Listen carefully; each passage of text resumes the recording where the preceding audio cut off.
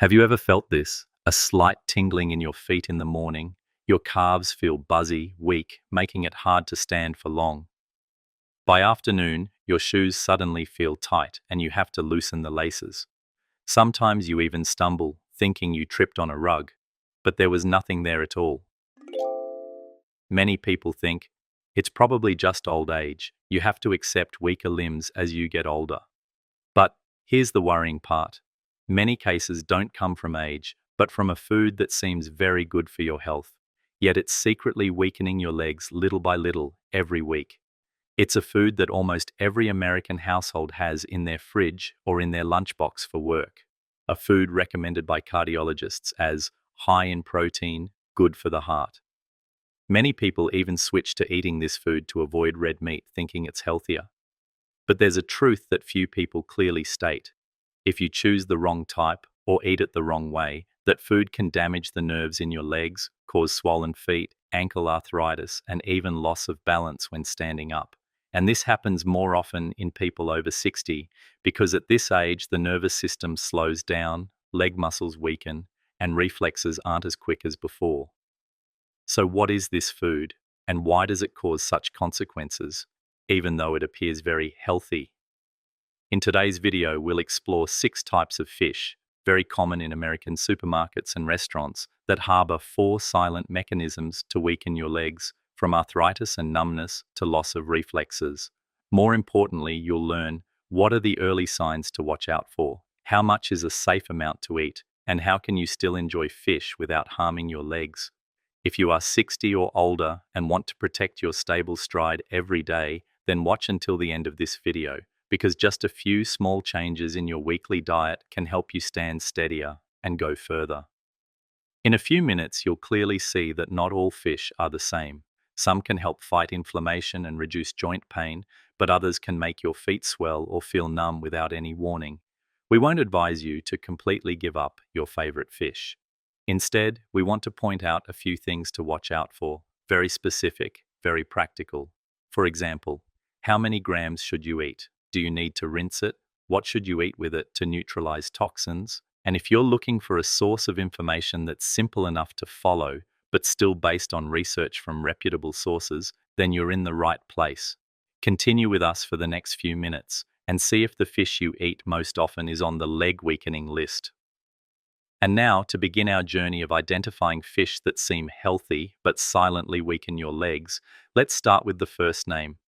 A canned fish, very familiar in millions of American lunchboxes, but also one of the most easily overlooked sources of mercury. There's a type of canned fish that many people choose to eat instead of red meat because it looks clean, soft, easy to mix into salads, and has no bones. That's canned white tuna, also known as albacore. In the US alone, this fish regularly appears in millions of office lunchboxes or in ready-made sandwiches at convenience stores. However, few people know that this very elegance comes with something that silently affects your legs, mercury, specifically methylmercury. According to the US FDA, albacore tuna has an average mercury content of about 0.35 ppm, which is 3 times higher than light tuna made from skipjack. It sounds small, but if you eat 2 to 3 cans every week without changing types, the mercury will gradually accumulate, especially in older adults who already have a reduced ability to detoxify. So what happens when mercury accumulates? When methylmercury enters the body, it doesn't stop in the stomach. It crosses the blood-brain barrier, infiltrates the nerves, and then firmly binds to transport proteins in the nervous system. The result is that signals from the brain to the legs are no longer as smooth as before. You'll start to feel slight numbness in the soles of your feet, a feeling of loss of sensation in your feet when stepping on a cold floor, unexplained fatigue when standing for long periods, and sometimes a slight loss of balance when turning or changing posture. This is not uncommon. A study published on PMC indicates that when blood mercury levels exceed 6 UG, the risk of peripheral neuropathy doubles. And the first area affected is not the hands, but the legs, especially the lower legs and feet, the furthest from the central nervous system. After 60, the natural speed of nerve conduction already decreases. Nerves are like old cables, still working but not as agile as before. If they are further blocked by methylmercury, the symptoms will be much clearer. Not to mention, many older adults choose albacore tuna because they think it's cleaner than other fish, eating it instead of red meat. And because it's easy to eat and digest, it can be consumed multiple times a week. This silent repetition causes symptoms like tired calves, slight numbness in the soles of the feet, and sharp ankle pain when standing for long periods to become increasingly obvious, but no one suspects it's due to a can of fish. So if you still have a few cans of albacore in your pantry, do you need to worry enough to throw them away? No. The important thing is not whether or not you eat it, but how you eat it to avoid mercury accumulation exceeding safe levels, especially at age 60 and beyond. The simplest way is to space out your consumption. Instead of eating it consecutively for many days a week, limit it once a week with an amount of about 100 g, equivalent to half a standard can. This is a level that nutrition experts consider acceptable for older adults, provided there are no specific liver or peripheral nerve issues. On other days, you can switch to fish with lower mercury levels, like canned salmon or light tuna from skipjack species. These options are not only safer but also provide additional omega-3s, which are very beneficial for joints, memory, and cardiovascular health. Besides choosing the right type of fish, another small tip is to pair your meal with foods rich in selenium or antioxidants, because these substances can help the body bind and eliminate some of the mercury before it gets absorbed into the nervous system. The simplest example is eating one Brazil nut daily, or adding a plate of dark leafy greens like spinach or kale, which support liver detoxification and boost the body's natural anti-inflammatory power. And most importantly, always listen to the signals from your legs. If after a meal with tuna you feel a slight tingling in the soles of your feet, feel less stable when walking, or simply have unusual calf fatigue, that's not a coincidence. That could be your body speaking up, signaling that it's time to pause and review the food you just consumed. Recognize it early, adjust early, and your legs won't have to pay silently for seemingly harmless things. Albacore is not an all-out villain, but if you're not careful, it can make older adults' legs increasingly unstable. The problem isn't in one meal, but in uncontrolled regular eating habits. Let white tuna be a garnish, not the main character, in your menu. Are you ready for the next section? Big eye tuna, the kind often eaten as ahi steak or sashimi, contains even more mercury than albacore, but the reason why it affects your balance is very different. If you've ever ordered a medium-rare ahi steak or enjoyed a few succulent deep red slices of sashimi, then it's very likely you've eaten big eye tuna, one of the most popular types of ocean tuna in Japanese restaurants and high-end American cuisine. Big eye tuna has an appealing appearance, deep red color, fine, tender, fatty flesh, considered far superior to ordinary canned tuna. Many people love the flavor of this avocado of the ocean. Lightly fatty, subtly sweet, melting in your mouth. But hidden behind that attractive appearance is a number that's not at all pleasant. 0.69 ppm of mercury, almost the highest level among all commercial tuna species, according to official FDA data. Why is the mercury in big eye more dangerous? The answer lies in the type of muscle fiber that older adults particularly need. Fast twitch muscle fibers, the kind that help you spring up from a chair, maintain balance when you stumble, and react when your foot misses a beat. This is also the muscle group that weakens fastest after age 60 and is very difficult to recover if not properly protected. When methylmercury from big eye tuna enters the body, it doesn't just cause nervous system disorders like albacore, it also deeply interferes with the neuromuscular junction. Specifically, it blocks calcium channels at the point of contact between the nerve and the muscle fiber, where the start muscle contraction signal is transmitted. When this junction is obstructed, signals from the brain to the legs are not fully transmitted, causing reflexes to slow down, explosive power to decrease, and balance to become fragile. This has been noted in clinical reports.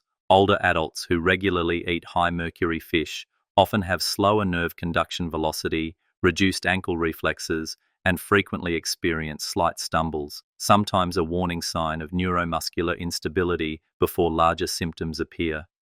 Some people describe that after a few meals of sashimi or grilled ahi steak, they feel their feet are heavy like lead, have difficulty standing for long periods, or feel a slight tremor in their ankles when changing direction while walking. Although not yet clearly numb, these small signals are how the body warns that something is wrong. And if the consumer has a sensitive constitution or a history of mild nerve damage, such as diabetes, spinal injury, or taking nerve-affecting medications, then just 1-2 sashimi meals per week can create noticeable changes in balance. The good news is there's no need to completely eliminate big eye tuna, but the frequency and quantity must be very clear.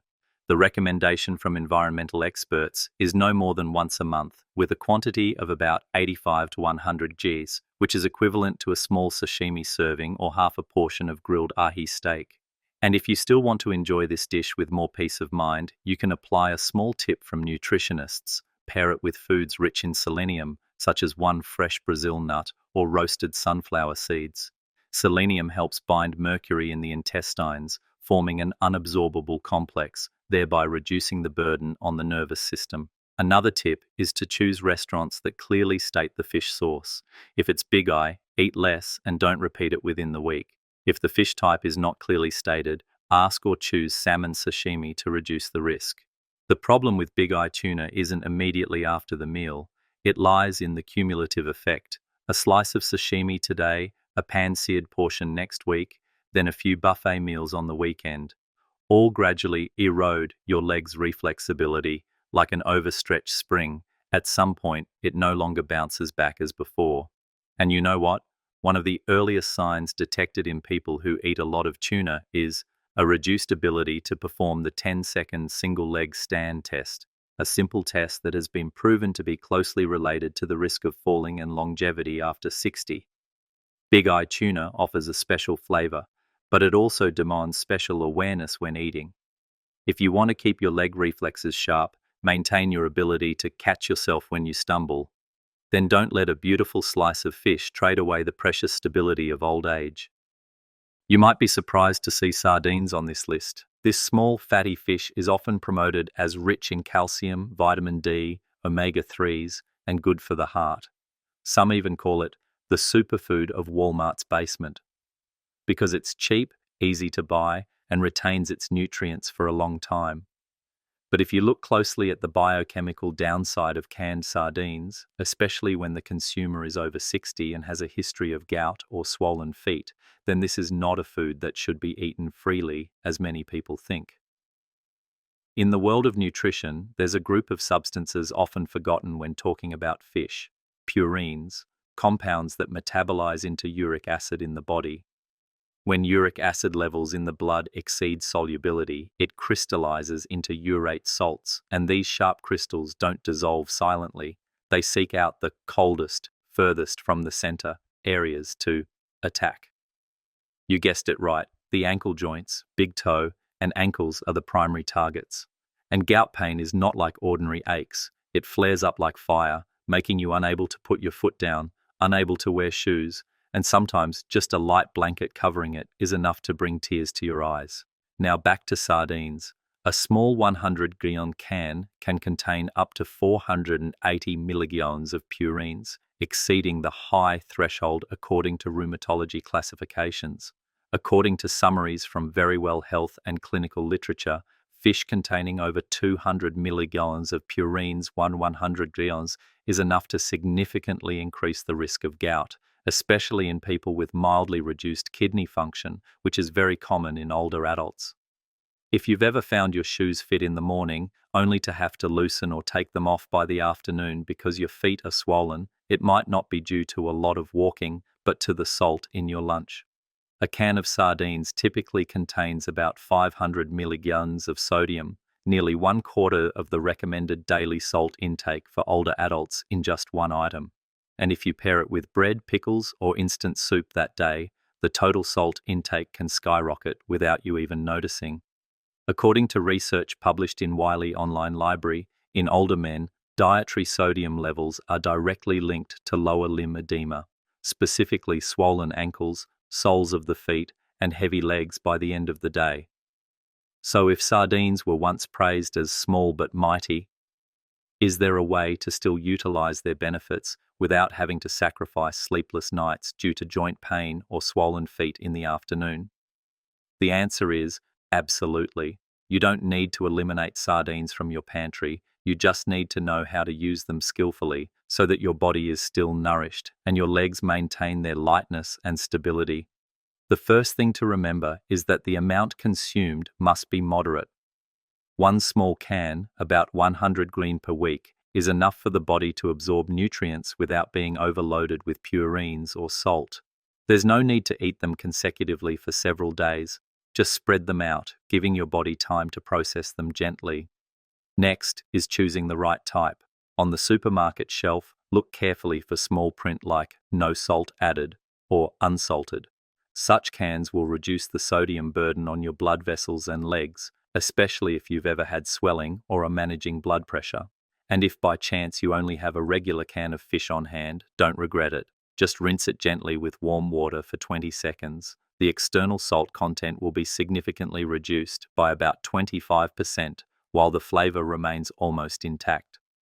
Finally, pair the fish with the right companions on your plate. Instead of pairing it with foods that easily generate more uric acid like red meat, organ meats, or concentrated soy products, you should choose light, neutral foods like steamed pumpkin, boiled vegetables, brown rice, or a little lentil. These foods not only help balance the body's internal environment, but also reduce the risk of urate crystals precipitating in the small joints of your feet. With just a few small adjustments like these, sardines are no longer a double-edged sword, but return to their rightful role. A small, simple food that, when used correctly, can still gently power your legs instead of weighing them down. If sardines make you wary due to the potential purine and salt content in each small can, the next food is even more dangerous in a different way. It doesn't appear whole on your plate, but often hides in sauces, breads, salads, infiltrating your diet silently. This fish is so small it can hide in a spoonful of dressing unnoticed, but it can have a significant impact on your leg joints if consumed frequently.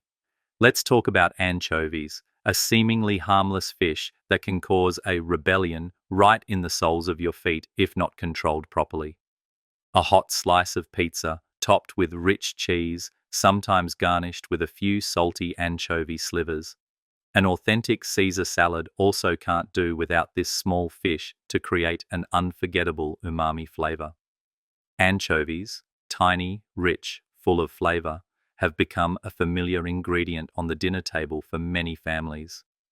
But few realize that behind the distinctive saltiness and rich allure of anchovies lies a double burden for your legs. If sardines make you wary because you clearly see and measure the amount you're eating, then anchovies are a professional hidden agent.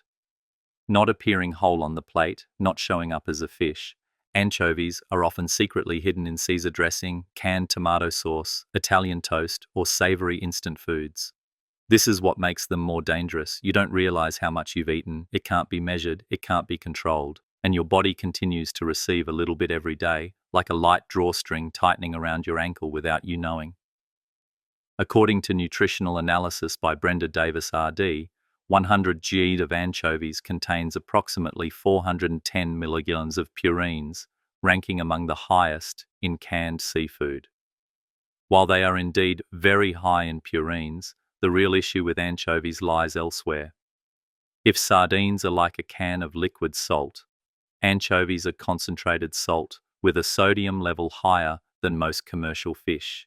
Just 100 grams of drained anchovies can contain over 1,000 milligrams of sodium, meaning a single chopped teaspoon, equivalent to about 15 grams, can account for nearly 20% of your maximum daily salt intake. The crucial difference is that the salt from anchovies is often hidden in intensely flavored dishes, making it easy to exceed limits without realizing it.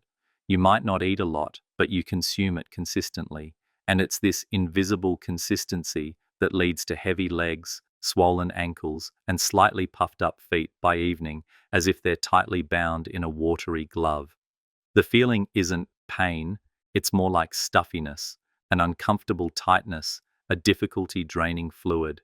And specifically, the arch of your foot is often the first place to feel that slight, constricting sensation, similar to wearing shoes that are a size too small. Have you ever found yourself eating Caesar salad, pizza, or Italian pasta sauce, and by the end of the day, your legs felt heavy and less flexible than in the morning? You might blame the weather or tight shoes, but the culprit could sometimes be anchovies minced and mixed into the sauce. Unlike sardines, which are eaten whole and easily recognizable, anchovies often hide effectively, and precisely because of that, they accumulate more easily, causing gradual, steady swelling that you wouldn't suspect.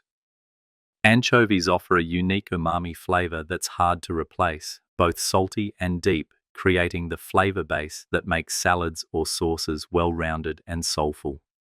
Many people, once accustomed to that subtle saltiness, will find dishes become bland and lack depth if anchovies are suddenly removed completely. But that doesn't mean you have to accept a full dose of salt every time you want good flavor. The key lies in using them intentionally and partly substituting with wiser choices. If you're cooking at home and want to add a touch of anchovy depth, limit it to just 1 teaspoon of minced anchovies per serving. With this amount, you still get the necessary richness without pushing sodium levels too high. If you want to significantly reduce salt while maintaining natural umami flavor, you can partly substitute anchovies with ingredients like roasted mushrooms, especially shiitake or portobello, capers, or a little low-sodium white miso paste. These seemingly small things can provide a depth of flavor very similar to anchovies without the hidden salt hammer. And when eating out, don't hesitate to ask the chef. Many people are surprised to learn that just a small serving of Caesar salad, without any added salt, can contain 800 to 900 milligrams of sodium just from the dressing with anchovies inside. The risk here isn't in the food you see on the plate, but in the tiny drops of sauce you don't expect. Anchovies, though small and hidden, can retain salt longer than cold cuts. Sometimes only a very small amount is enough to make your feet heavy by the end of the day, especially when you don't know how much you've eaten. Controlling the amount, partially substituting with other ingredients, that's how to retain the delicious flavor without unknowingly making your feet swell little by little after each meal. After anchovies, a tiny fish that can cause swelling with just a spoonful of sauce, we move on to another extreme. This time it's no longer a hidden food that's hard to control, but a familiar fish, easy to buy, easy to cook, and regularly appearing on the dinner tables of millions of American families. But precisely because it's so common and seemingly harmless, it's easily overused, and if not careful, it can be a subtle agent causing knee joint erosion, making older adults feel pain and joint stiffness without knowing why. Let's talk about tilapia, a seemingly gentle fish that can cause chronic joint inflammation if not used correctly. Unlike salmon or mackerel, which are rich in omega-3s, anti-inflammatory fats, tilapia contains very little omega-3 and is extremely high in omega-6, especially arachidonic acid, a fatty acid with a very scientific name but an extremely everyday impact. Arachidonic acid is a precursor to prostaglandin E2 and leukotriene B4, two triggers that stimulate strong inflammatory responses in the body. When accumulated excessively, they seek out degenerated or weak joints like the knees, ankles, big toes, and thicken the synovial membrane, erode cartilage, causing joints to become stiff and persistently painful, especially after waking up or when standing up from a chair. If you've ever felt your knees stiffen when you first wake up, needing to rub them for a few minutes before you can stand up, or if your joints creak when you stand up after sitting for a long time, that could be a sign of chronic joint inflammation, and in many cases, regularly eating tilapia is the factor adding fuel to the fire. One study showed that in tilapia meat, The ratio of omega-6 to omega-3 is about 11:1, nearly 5 times higher than the recommended balanced ratio of 2 to 3.1. Simply put, every piece of tilapia you eat not only lacks anti-inflammatory compounds, but also adds pro-inflammatory substances to your joints. This doesn't have an immediate effect, but long-term consumption will increase the inflammatory baseline in the body, making joints harder to recover after activity and making chronic aches more persistent.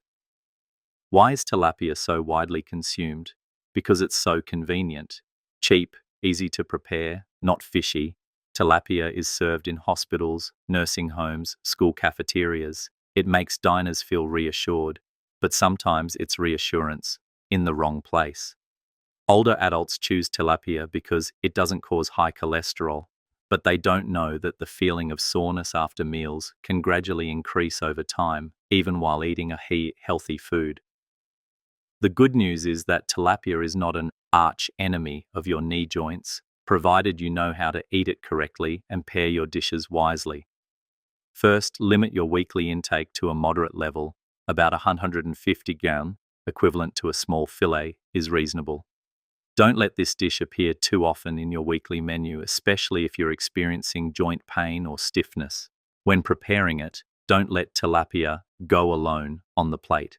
Pair it with omega-3 rich foods like 1 tablespoon of ground flaxseed, a few walnuts, or 1/4 of an avocado. These small ingredients have the ability to neutralize the ratio of inflammatory fats, helping to soothe reactions in weak joints, especially in the knees or ankles. Additionally, avoid deep frying, especially with industrial vegetable oils, as they also contain high omega-6, which can worsen inflammatory reactions. Gentle cooking methods like baking or pan frying with a little olive oil will help retain the fish's tenderness without adding an extra burden to your joints. And if you're currently taking medication for arthritis, glucosamine, or have a prior diagnosis of osteoarthritis, then you should prioritize fish types with lower omega-6 content, such as salmon, cod, or herring. These fish are not only safe for your joints, but also provide easily digestible protein, supporting cartilage recovery and reducing soreness after activity. A small change, a clever choice, is enough for tilapia to return to its proper role, an accessible, easy-to-cook food that doesn't cause silent reactions in joints that are already fragile with age. If tilapia is a seemingly gentle fish that subtly inflames knee joints with each meal, then the next type of fish is in a completely opposite position. Salmon, especially farm-raised salmon, doesn't immediately inflame joints, nor does it cause immediate swelling. But the danger lies in the fact that it carries substances that our bodies don't know how to deal with quickly. These substances can accumulate little by little, each month, each year, and at some point, your legs suddenly weaken, reflexes slow down, or persistent swelling appears without you knowing why. Now let's move to the last part, farm-raised industrial salmon, to understand why a fish praised as heart-healthy can become an unexpected burden on your legs after age 60. Salmon. Everyone knows it's good. Good for the heart, good for memory, good for older adults. That's why salmon is included in many clean-eating meals or diets for those who want to live long and healthy lives. But there's a point few people notice. Not all salmon is the same. Wild-caught salmon, fished from the sea, is indeed very good. But farm-raised salmon in industrial farms, especially the kind often sold in supermarkets under the label Atlantic salmon, harbors a completely different health problem. What's in farm-raised salmon that people over 60 should be careful about? The answer is fish fat. More precisely, tiny toxins nestled within that fat layer. Why are they there? Farm-raised salmon are fed synthetic feed made from small fish meal and fish oil that have been contaminated with toxins from the ocean. These toxins have scientific names like PCBs and dioxins, but you don't need to remember the names, just understand that they are very persistent. They don't wash away with sweat or urine. They remain in the body, primarily in the liver, fat, and even nerves. If consumed in large amounts, they will gradually cause internal inflammation in the body. In older adults, if these toxins accumulate over a long period, you may start to experience problems such as persistent pain in your knee, hip, or ankle joints, difficult to recover from after walking or standing for long periods, legs prone to swelling, especially in the afternoon. Some people also experience weak calves, loss of ankle strength, or tingling in the soles of their feet, especially when sitting for long periods or walking on cold surfaces. These symptoms don't appear overnight, but they can occur when eating farm-raised salmon too frequently, for example, 2 to 3 times a week, without knowing the type of fish you choose is industrially farmed. How much is too much? Many experts advise, if it's farm-raised salmon, especially the type labeled Atlantic on the packaging, you shouldn't eat more than once a month, with about 100 pounds, 110 ounces each time, equivalent to a small, palm-sized piece. According to research groups in the US and Europe, if farm-raised salmon is eaten weekly, approximately 10 million adults could be exceeding safe levels for their bodies. So if you still want to take advantage of the valuable benefits of salmon without harming your joints or nerves, the simplest way is to choose correctly and prepare correctly. Prioritize wild-caught salmon, often labeled as wild-caught, or with specific names like sockeye, coho, or pink salmon. These types not only contain fewer toxins but also provide a more stable and safer amount of omega-3 for older adults. When preparing, you should remove the skin and the fatty belly part of the fish, because this is where inflammatory substances accumulate the most.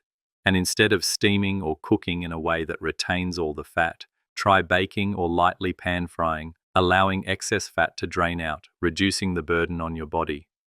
To make your meals more diverse yet still safe, you can alternate with other fish like herring, cod, or pollock. These fish are less contaminated but still rich in omega-3. In cases where wild fish are not available, you can absolutely supplement omega-3s with healthy plant-based sources like ground flaxseed, chia seeds, or marine algae oil, gentle, easy to digest, and still helping to protect joints and nerves. Salmon, if chosen and used correctly, is still an excellent food for health in old age. But if you accidentally eat the wrong type of farm-raised fish too often, keeping the skin and fat, and repeating that every week, your body will silently accumulate a burden without warning.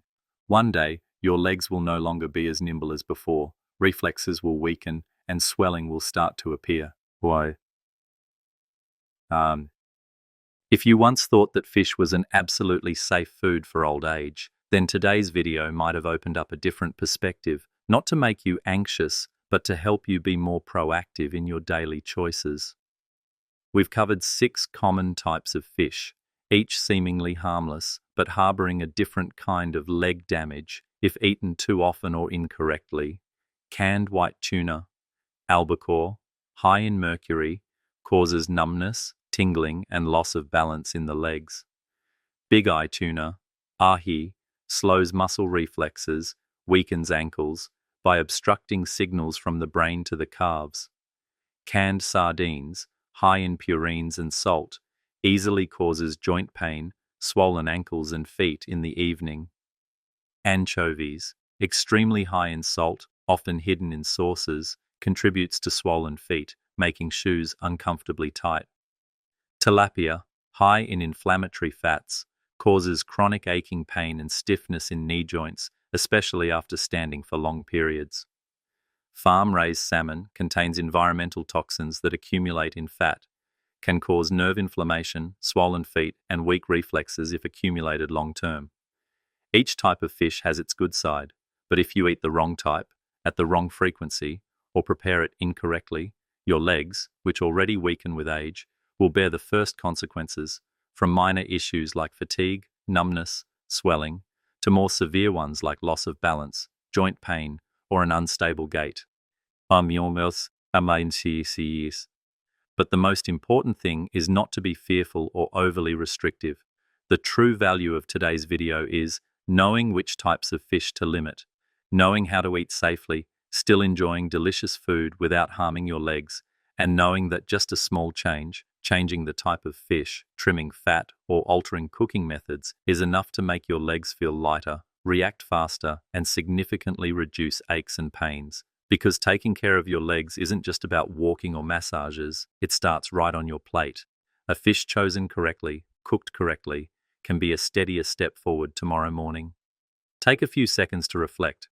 Which of the 6 types of fish today have been in your household's meals?